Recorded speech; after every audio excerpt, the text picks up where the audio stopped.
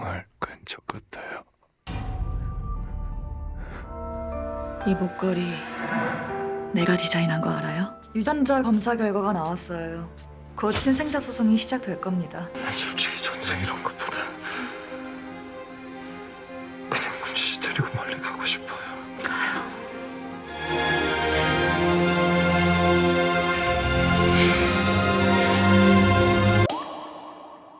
暴风圈大结局倒数，真相反转不断，全智贤遭背叛，将动员霸气守护。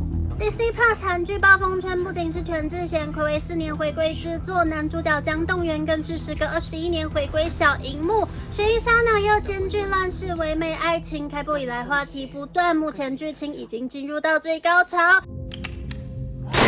全智贤被枪杀的老公生前留下的加密邮件，成为最大的谜团。 Please reply by encrypted email using the enclosed key, and burn this letter once you've read it.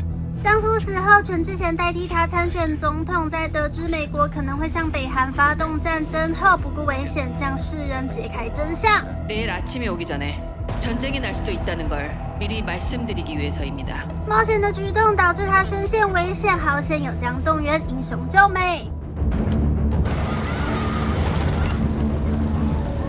就在民众认为是全智贤阻止了战争，声势大涨之际，却又发现老公生前的另一部手机进行着秘密情报交易。她老公到底是不是间谍，已经够烧脑了，没想到又爆出惊人秘密。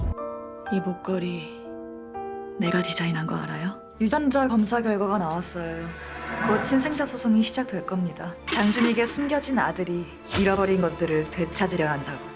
小三更被怀疑就是神秘的 Stella Young， 姜栋元也发现 Stella Young 的签名同时出现在2个国家，也意味着 Stella Young 不只是一个人。全智贤一夕之间丧夫，又面临丈夫的背叛，姜栋元成了她最依靠的存在。两人抛开最初的互不信任，情愫在一次次危机里逐渐升温。 솔직히 전쟁 이런 것보다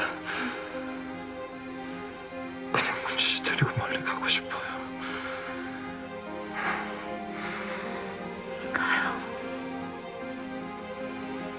정말 가요? 정말 가요. 가고 싶어요.